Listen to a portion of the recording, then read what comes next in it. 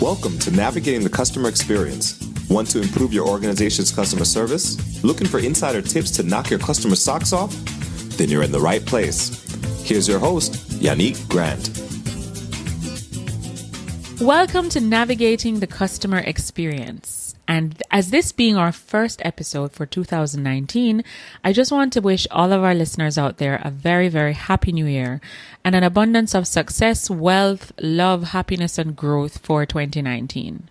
On this, our very first episode, we have with us a very special guest, and her name is Emily Rasowsky. Did I pronounce her name correctly?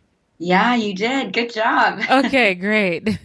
So Emily is Customer Experience Lead for Spark Fund.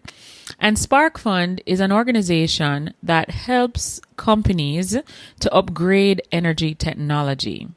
So because that's not really an area of expertise for me, I'm going to allow Emily to explain to us in the very simplest of terms as we welcome her, what it is that her company really does do and how does this really impact a customer's experience regardless of your business type or industry. So without further delay, welcome, Emily. Thank you. Thank you so much for having me. I'm delighted to be here. I'd be happy to share a little bit about Spark Fund and what that actually means. In layman's terms, what our job is to make it as easy as humanly possible for energy managers and financial leaders to update their energy technology. So things like lights, HVAC, chillers, boilers, refrigeration, anything that goes into your space and consumes energy. These companies, big companies, and we work with a lot of large organizations, don't have the same sorts of incentives or access to resources to upgrade their technology to be energy efficient. And it's crazy because buildings emit more CO2 than cars.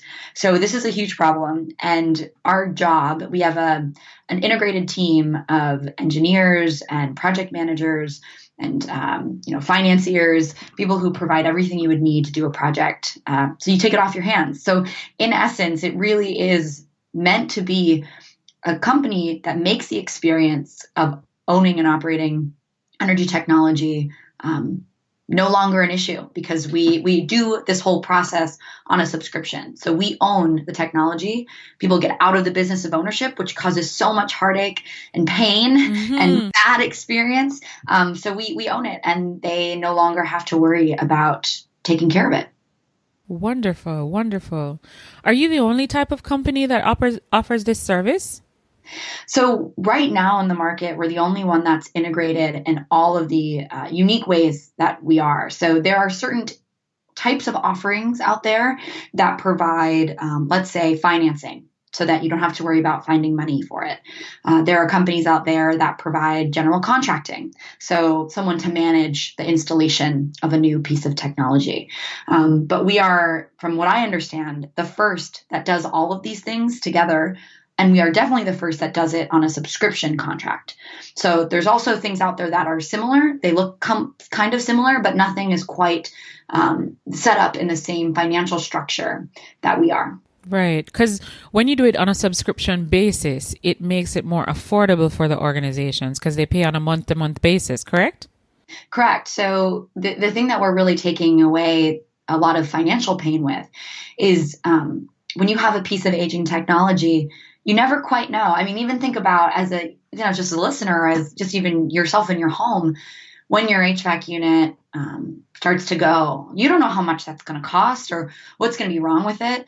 We take care of all of that complete lack of clarity. For example, we have a customer who they're a school and they had to shut down an entire part of their school district, entire part of their school, their actual facility, because the heating wasn't working. So, Wow. We obviously now work with them. They don't have that problem. But you think about all of the pain that comes down later down the line. So yes, you're reducing your maintenance costs. You're getting energy savings, but you're also reducing these costs that you can't even forecast for. And some companies that are really sophisticated have a budget for that, and some companies don't have any budget, and that hits them somewhat by surprise. So yes, in a lot of ways, we're keeping it much more predictable and lower cost, which as behavior science tells us, when we know what to expect, it feels less painful. Yes, for sure. Yeah. That is so true. Yeah. When you can manage your expectations, it becomes way more manageable. Exactly. So, could you share with us a little bit of some of the things that your customers have shared in terms of benefits that they've gotten in utilizing the way how your program is set up and structured, both from a financial point of view as well as an emotional point of view? Do they feel less stressed? Has it improved their productivity? That kind of thing. Absolutely. So the way that we work with our customers is that essentially they can write this off of their to-do list. Maintaining their equipment, managing their equipment, they don't have to worry about that anymore. So what we really boil this down to, and what we've experienced in the market, is our customers are seeing, and financially they're seeing three core benefits, that are aggregated into these themes. One is they're saving money. In most cases, we are not pricing in when we, share our proposals with them, the energy savings they're going to receive, because it's very hard for us to predict those. And in the air of transparency, we don't want to force them to be tied to those savings, which is how a lot of people do that in the market. So it's based off of function. They don't have to worry about, is it going to work or not? We guarantee its function. So it always gets fixed. It always has something, you have a support team behind you. So you're saving money, which is obviously a huge benefit, but emotionally, and you're getting energy savings, but emotionally, you're saving time, because now you don't have to worry. For example, we had one customer who showed us, before working with us, these are a lot of kind of pre-customers conversations. We said, okay, how do you know who to call when your HVAC unit or your backup generation or your lights, they break? Who do you call?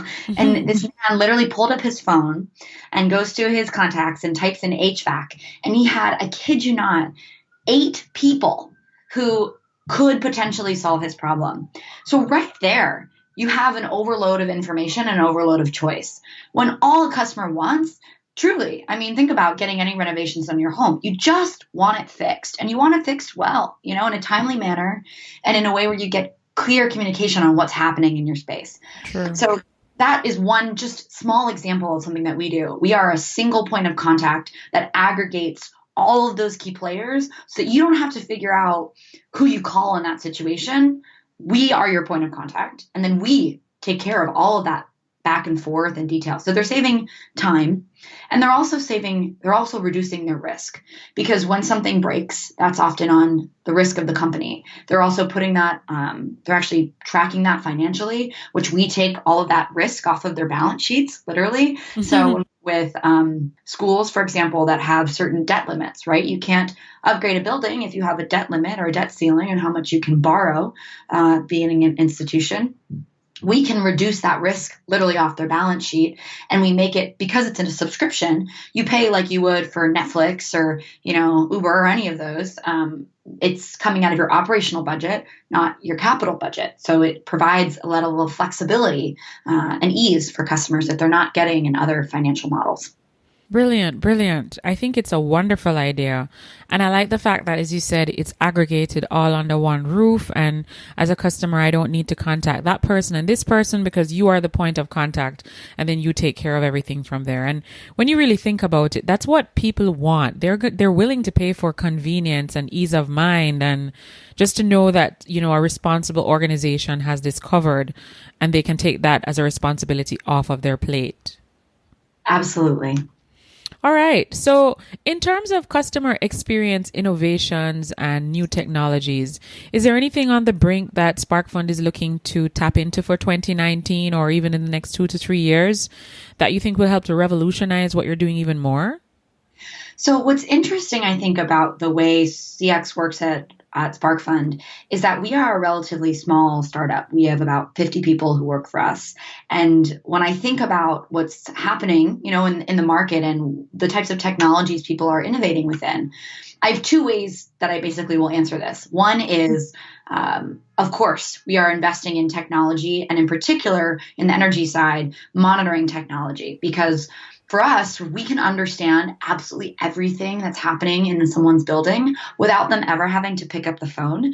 Then we can deploy a maintenance team, and they never have to tell us that there's an issue. We tell them, hey, we noticed that your machine might need a little tune-up. We're going to send someone out tell us which day and time works most effectively for you. Wow. That is a tremendous pain point that we can alleviate, and something that is tremendously challenging if you are a segmented organization. So if you have monitoring with one company and you have maintenance with another, you still need that human to call from the maintenance to the vendor to connect those two. So we are taking that off of our customers' plate with things like monitoring technology, and we'll only get more and more sophisticated as that technology gets more and more sophisticated. So yes, absolutely, we are investing in full structural changes. And by the way, that includes creating an entire new platform, a digital platform that our company will maintain and manage, that doesn't give you, a crazy chart. So if you look at with monitoring companies and you're an energy manager,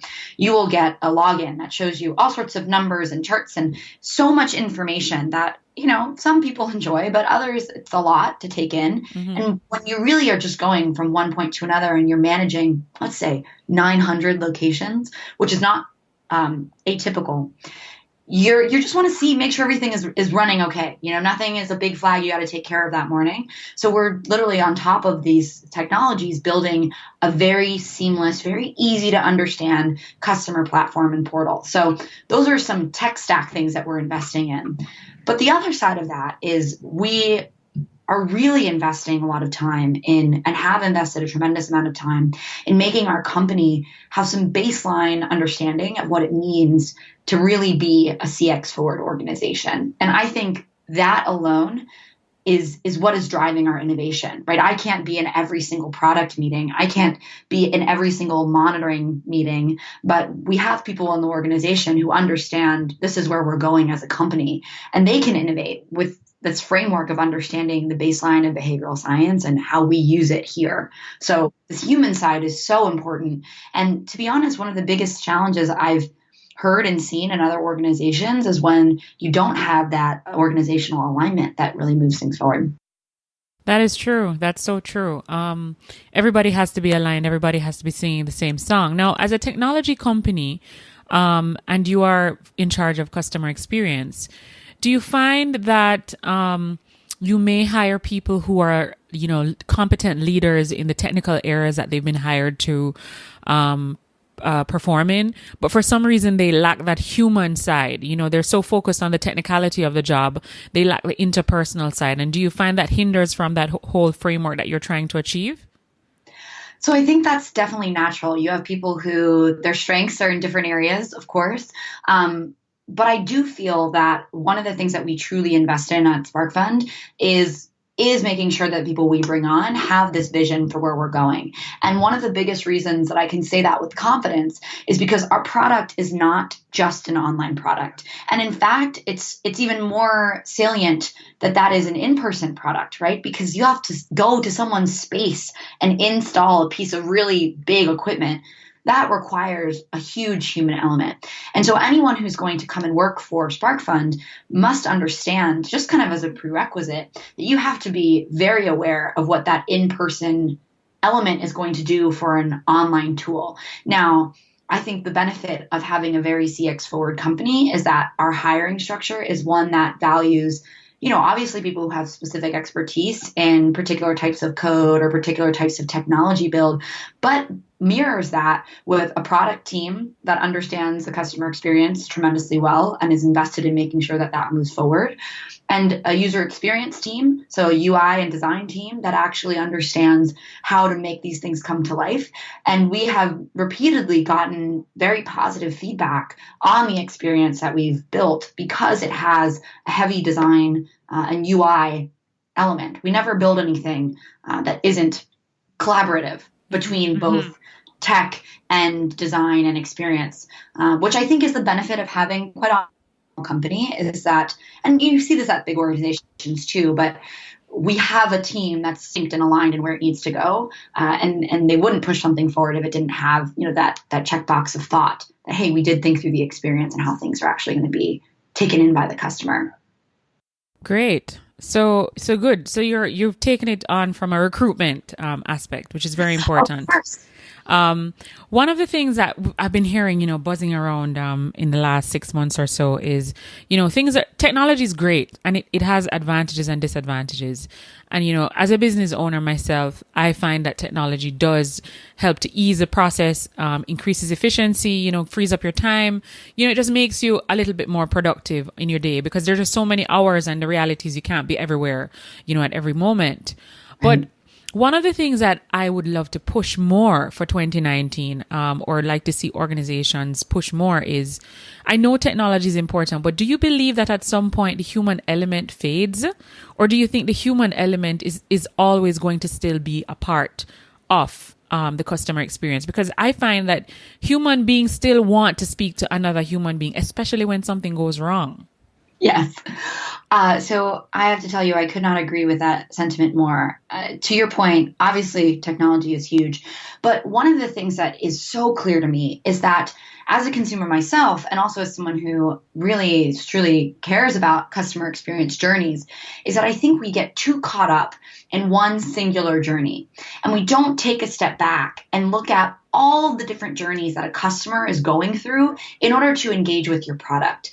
I'll give a good example with Uber. Uber obviously is a tech platform, and they have a tremendous amount of money and resources into building that tech platform. But I think the people who are going to win, the customer, not just that discrete experience, which is one element of technology, but the actual customer are the ones who are going to sit back and think, okay, what did the customer have to do to get into the Uber? Where is the customer going when they leave the Uber? And how are they going to connect all these experiences together? And the reality is you do need that human element because I think inherently we are people, we are connected beings that we can't just interact with our phones all day, every day, right? I think that would just, I won't go into too much of that research, but there's a lot that supports that sentiment that, we need this human connection. So there is this reality that fusing those two worlds together will lead to the winners. What I think is most interesting, and I have an experience from Spark Fund as well, and kind of how we've navigated that technology heavy lens is, but first I'll start with a bigger picture, right? So Amazon obviously has invested a tremendous amount of money in an online platform, but I'm based in DC and they just opened a physical store with actual people who check you out at the front desk and answer your questions as you're walking through and reading the titles of these books. Wow. So even though they have this amazing online platform, they're also investing in in-person experiences. And I think you're going to see that more and more. I think it's dangerous to do too much in tech and not also think about where the human side is. And the Spark Fund, we're a small company. I've mentioned this now a few times. And I think it is important to note that a lot of the CX out there is focused on these big organizations that have processes and lots of resources to make widgets, and all that. For us, we experienced this very intimately with our proposal process. We were scoping out, a web platform that would help our customers have a better, more seamless experience. And as we were doing the exploration process, the information gathering, customer conversations, one of the things we realized was, our goal was to create trust with our customer and also a seamless, pretty easy experience where they get the questions they have answered right away. In talking with financial leaders and the folks that are actually decision makers on these projects, one of the things we realized was that they don't need a tech platform. They have a million of these. What they need is a spreadsheet. And I don't need to hire 6 developers to build a really good spreadsheet that they can toggle and understand how to customize based off of the numbers they want to see in front of them. Mm-hmm. So that has created a lot of trust with our customers and helped us ease a lot of pain in the sales cycle. So you don't have to always just go to high tech too. I think there's a low tech version that is accessible for companies no matter how big you are. True. So there's ways to look at it. Yeah, true. And of course it's in the conversations that you have. Are you really listening to what they're saying? Are you just trying to sell them something that's just really out there? Or are you trying to actually meet that immediate need that they're indicating that they're having to, and, soothing that pain that they're feeling, as you said? Right. All right, Emily, could you share with us, how do you stay motivated every day? I mean, customer experience is a challenging business to be in. And it's not easy. I mean, human beings are hard sometimes to deal with. And through the course of all of that, challenging customers, challenging team members to work with, family, friends, just all of the other things that you're juggling, how do you stay motivated every day? I think for me, I am constantly inspired by companies and organizations that I interact with on a day-to-day basis who get the experience right. I am a big fan of this one salad place that's nearby in DC called Sweet Green, and I'm giving them a shout out, of course. Mm-hmm. And I think that every time so these small things in my personal life that I seek out because I genuinely care about the experience and the companies that I'm going to pay money to, they inspire me. When I open up, I have an insurance company that I love. I love the experience they create. And they have this app that when I open up the app, it shows a picture of my apartment, something so small that inspires me to keep going and keep thinking about how I can apply those things to Spark Fund. And yes, you're right. It can be sometimes a challenging industry to be in because people are unpredictable. But there are things that are universal. And for me, it's those moments of delight when I can speak to a customer and hear how we've really alleviated their pain, or those moments where recently we created a little Spark bot. It's a little robot. It's little, this little guy that follows people around. And it's fun for me to think through what are the cute little ways that we can delight our customers in something so small like that. And I get that inspiration from other companies that I admire, but also this idea that we really can make a difference in someone's day. I experience it when I get a salad, right? That's so silly to say, but it's true. You walk out feeling better and happier. So for me, it's making sure that I'm surrounding myself with the right types of companies that I want to emulate and really be a part of the whole fabric of the CX program at Spark Fund. So it really is external for me. And of course, I've got an amazing team who is constantly thinking about how we can change this stuff and move forward in a more positive direction. It helps to have a very customer forward, customer motivated company. True. Very true. Brilliant. Now, what's the one online resource, tool, website, or app that you couldn't absolutely live without in your personal life or your business? So at Spark Fund, we are a huge Slack company. And so I would say to me, like, if I didn't have Slack connected with me all the time, I would have missed so much. But I also have to say it's allowed me to have a lot of flexibility in the way that I work because it is something that I can access any point in time. I really love it. I think it allows me to be autonomous, work from home if I need to, work at the office if I need to, and constantly be in contact with everybody. So, and I really just like the platform. They've injected quite a bit of delight into it, which is quite fun. And the other thing I'll say, because I know I have to, address some of the personal side as well, is Evernote. I am obsessed with Evernote. It is my lifeline. I have everything in there from my to-do lists to my grocery shopping to little voice notes that I leave to myself. And if I did not have Evernote with me all the time, I think I would be a mess because I would never know, where am I supposed to be or what am I supposed to be doing? So a notes platform, a place where I can jot down ideas, and it's searchable. So I can pull up those things that I, forgot about, that I thought of last week. So those are, I know I said two, but truly Evernote is like a lifeline for me. Brilliant. So for those of you that are not familiar with Slack is a cloud-based set of proprietary team collaboration tools and services. So it's where everybody gets to connect in the organization, right? And you're able to track projects and see how things are going throughout the course of the day, even if you aren't physically in the office. Am I correct? That's exactly right. They have a really simple user interface. A lot of community groups that I'm a part of also use Slack. So it's, it's nice. It's great. Nice. And of course, Evernote is a note platform. And you're right. It's brilliant. It really, really is. And it's grown so much. I mean, they've really developed that platform so much that it has way more features than it had 5-10 years ago. You can take pictures. As you said, you can send yourself a voice note. You can do scanning and send it to yourself. It's brilliant. It really is a lifeline. I mean, if I were to go through, I've had it since I think maybe 2005 or 2015. I was wrong. They have been around long. 2015.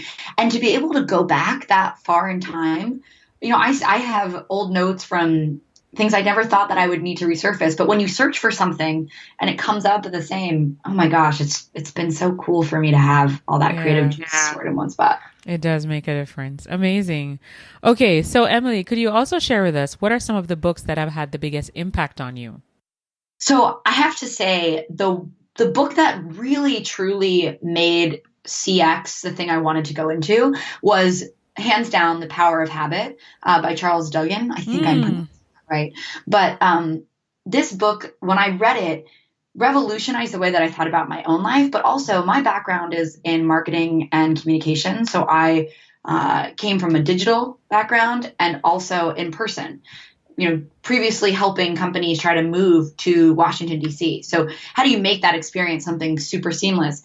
And as I was reading this book, it not only had so many aha moments from my personal life and personal experiences, but also because they talk about how you set up habit for yourself and how you create a good space and habit and time for your own personal life, but also in marketing. And they have some amazing examples in there of like the Febreze. I'm not sure if you've read this book and if this is going to go too into the weeds, but they talk about this whole theory of how people are emotionally attached, or they use their senses to drive emotions towards certain things, which is a good argument, right, for creating multi-sensory experiences for companies that are not just they're not just something online. To that point earlier, we've even talked about having a certain scent, can we have people come with a certain sort of cologne or perfume when they come to install something to have a consistent experience. But they talk about Febreze, and this is one of the most interesting stories, I think, or anecdotes around CX, stuck with me for a while, that they couldn't quite figure out how to get people to adopt this cleaning product. They tried so many different types of messaging, different images, research groups, subjects, all of this.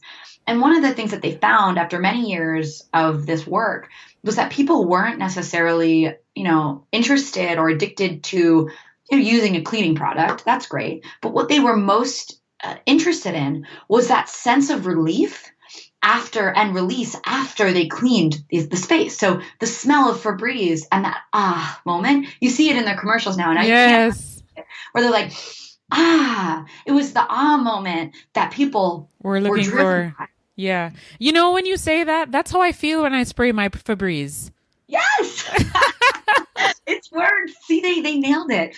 And it's, been a very successful product for them. Comes in all sorts of scents now. But look, now you're never going to be able to unsee it. When you look at those commercials, they always end with the big inhale and the sigh out through the mouth. Mm-hmm. So it's a relief. Brilliant. I love that.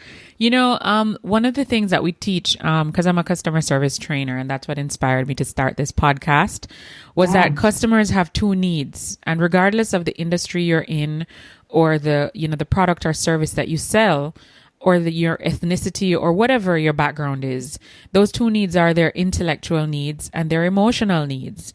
And through the research that I've done, books that I've read, people I've spoken to locally, internationally, people I've trained, it really boils down to how you make people feel. And if you can find a way to have your product or your service connect to people emotionally, Febreze clearly figured that out, as you said, the relief, and that's the emotional component. It will tie them to your brand, and they become so loyal to your brand that now they become your brand advertisers, Yeah. That's absolutely right. And I think we try to figure out ways to do that most creatively. And part of that, are structural changes. How do we create ease in the process? Of course, investing in different technologies like monitoring. Ease is an entire thing. But to your point earlier, there's something really important with the human element. And something as small as, an installation is happening in your space. Can we make sure that our vendors show up with a cup of coffee? Hey, we brought some coffee for you, just to make sure that you are, caffeinated and feeling okay throughout this experience. And obviously we try to use behavioral science anytime we can. And finishing really strong is something we care a lot about. So when something is over, can we make sure, it sounds a little old school, but can we send them like a handwritten note and something that's thoughtful that makes them understand that we've been caring about them throughout this process? And yes. Oh my goodness. So that's so true. It's really the little things, as you said, handwritten note a while ago. There's an activity that I do in my training sessions. It's called a gratitude letter.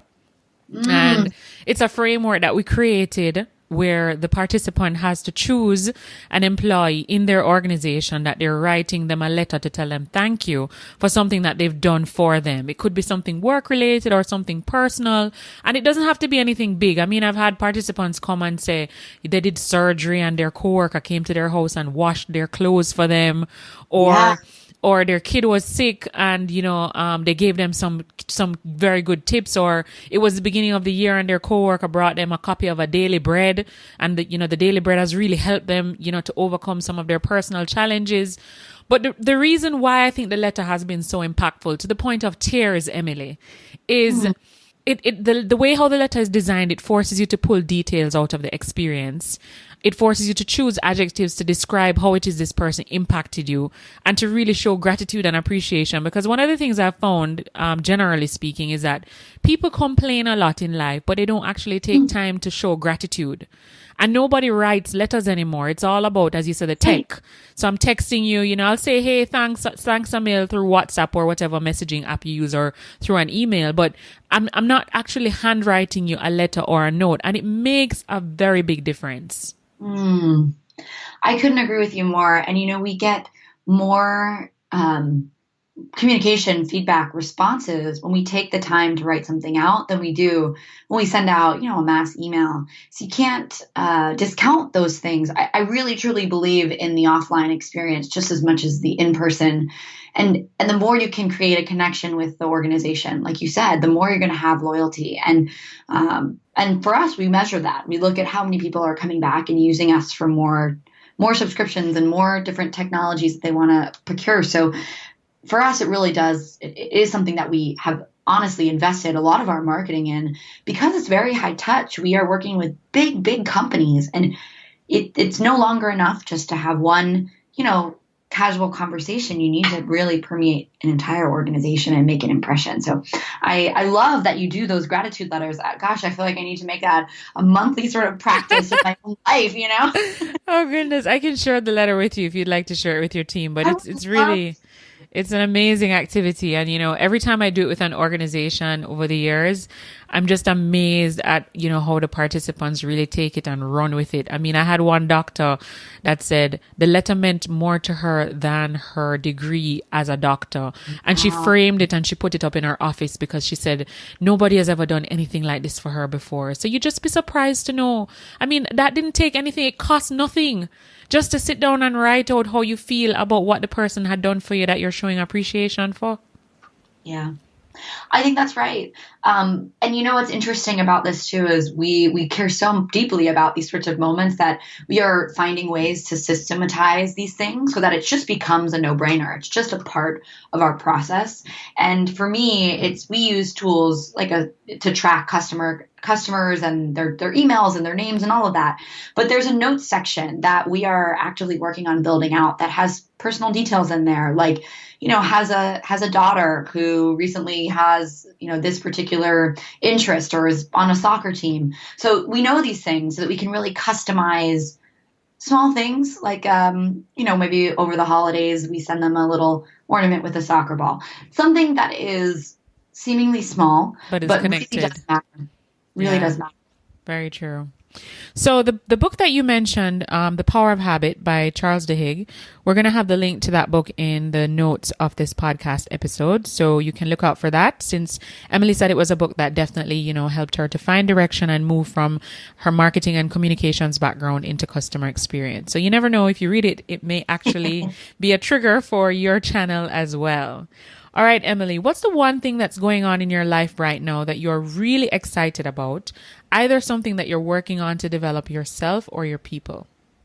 Wow, that's a hard one, because there's a lot of different things. And so I'll take this in two ways. So I am very excited because at Spark Fund, we are beginning to look very intimately at each of the sales and accounts that we have, our customers intimately. And like I mentioned, they are really big organizations. So we're working with, Fortune 100 companies that have couple thousand people who work with them.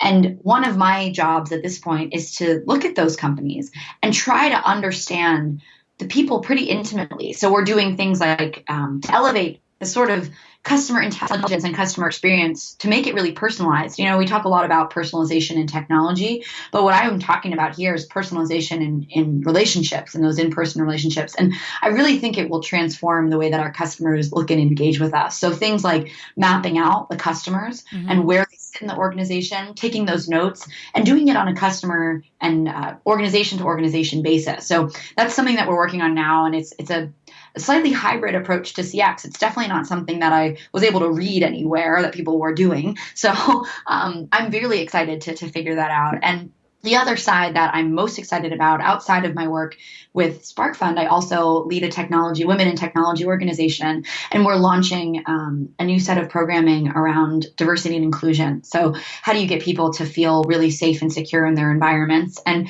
they are really tied, CX and inclusion. I believe this to my core, that if people don't feel like they are safe or that they can speak up or that their points are valid in a company, you're not going to get really good ideas. And you're certainly not going to be able to connect with different types of customers. If you can't relate with somebody on a different level, then you're missing out, you know? So there's a huge component of how do you actually internalize safety within a company so that people feel like they're equal. And I can connect people who have similar values and similar backgrounds with a customer so that they do feel like they have someone who's rooting for them and understands them deeply within an organization. So I'm really excited about both of those things. And a lot of it goes to this idea of getting really connected with, not just one person, but multiple people so that you can create that surround sound experience that everyone's raving about within a company. Wow. I like that diversity and inclusion strategy. Could you repeat the Women in Technology Network you said? Yes. So it's called the Women in Tech Campaign, and we have a website and all of that. But one of the things that it's womenintechcampaign.com. But one of the things that we're doing is it's these events that we're bringing to folks that help people basically reduce their barriers to conversation so people can relate to one another who are different from them. And I mean, that's a huge skill in customer service, customer experience, certainly, especially if you're getting someone who's calling and they're not happy. How do you break down those barriers and open that up regardless of background? And so that's really what we're focused on. And of course, tech is a very broad term. It's not just developers. It's people who are using tech like we're doing now, Yes. Because we're using the podcast to reach out to many different people, right? And share all this amazing information. So yes, technology really, really does work. I mean, it definitely has given me a platform, as customer service is something I'm extremely passionate about, to reach and connect with people from all different parts of the world. And even though we're as small as we are here in Jamaica, some of the expectations that our customers have here are no different from the expectations that a customer would have if they were in Paris or if they were in China or if they were in DC. We're at the end of the day, as you said, we're all human beings at the core with emotions, and we do have certain expectations. That's right. And to be fair, these big companies, Amazon's, Google, all of them that are, international, they are training us all to expect a certain level of service. That is true. They're raising the bar. That's right. And it's the companies that really take that on. And you don't have to be big. You don't have to be Amazon to care about it in this way. And like I said, we are not an Amazon, but we've made some strides and investments in making it from the very beginning work and make the experience valuable for customers. And I truly believe that the innovators and the disruptors in the market are the ones that are going to look at these tried and true systems and apply a positive experience. Because as you said at the very beginning, people are willing to pay for that. They're willing to pay, not a huge premium, but a premium for service. And it's not a new concept. Think about how airlines are priced. People are willing to pay for business class. True, very true. And the more you can make that accessible, the more you can have those intermediate tiers, you see them get leveraged and used. So there's truth to all of that. Yeah, very true. Okay, Emily, can you tell our listeners where they can find you online? So they listen to this episode, they're all pumped up, they love your company, they want to keep in touch with what you're doing and follow you. How can they find you online? Absolutely. Well, I sincerely hope that's the feeling they're getting after this talk. So SparkFund is sparkfund.com, and on LinkedIn, Facebook, and Twitter or Facebook and LinkedIn is just SparkFund. So you can find us there, SPRKFUND. And on Twitter, it's SparkFunder. So it's an ER at the end. And for me, you can keep in touch with me with my social accounts. They're just my first name and last name. So Emily Rasowsky on Instagram, Twitter, and LinkedIn. So I certainly hope people keep in touch and let me know how they reacted or what their thoughts are from this conversation. Brilliant, brilliant. All right. Now, before we wrap up our episode, we always like to ask our guests, what is one quote or saying that during times of adversity, you tend to revert to this quote? It kind of helps you to push through on those days that are challenging or, they seem a bit overbearing. Do you have one of those? Oh, that's an amazing question. And I think one thing that I constantly repeat to myself or when I'm having a moment is it's not necessarily a quote, but it's almost a reminder. It's that, you've been through challenge and you always will get to the other side. That this too will pass. This too will have a moment and then it'll end. And it's a reminder of how I've kind of gotten through things that have been challenging before. So it's less of a quote and more of a reminder or grounding. Like, hey, you've gone through worse, You can do this. You go, girl. Pull your socks up and let's go. And to your point about gratitude, I find in those moments to bring up something that I'm really grateful for, even if it's really hard to do, because sometimes it's really hard. Yeah, it is. It can just automatically take you to a different space. That's like, you know what? Things are kind of going awry, but it can't be that bad. There are people in this world who don't have the same privileges and luxuries that I have right now. And that's enough to be grateful for. True. So true. Yeah, we do need to remind ourselves of that sometimes because we do get caught up, in everything that's going on and we're complaining and, we're just frustrated and things didn't go the way that we planned. But sometimes God has a bigger plan for us. And when one door closes, another one surely opens. So we just have to be open for that. That's right. All right. Well, thank you so much, Emily, for taking time out of your very busy day, for speaking with us, sharing all of the knowledge and nuggets and information about your company, about your own passions, about your journey, about how, your company is helping other organizations and people to change how it is that they conserve energy, to change how it is that they're increasing their productivity, and just being, a trailblazer and an innovator in your own space and making a dent in improving the quality of the experiences that we all have on this place that we call Earth that we're all, cohabitating on. So we really appreciate you taking the time to share with us today. Absolutely. And I am just so honored to be here and have spent this time with you. So thank you for having me. This has been wonderful. You're most welcome. Well, thank you again for taking time to listen to Navigating the Customer Experience. Again, you can follow us on Twitter at NavigatingCX, and please feel free to join our Facebook group, Navigating the Customer Experience Podcast. And so, until next time, I'm your host, Yanique Grant. We really appreciate your support of this podcast. Are you ready to grow your business even more? Or improve your leadership skills? Or train your team members in the art of customer service?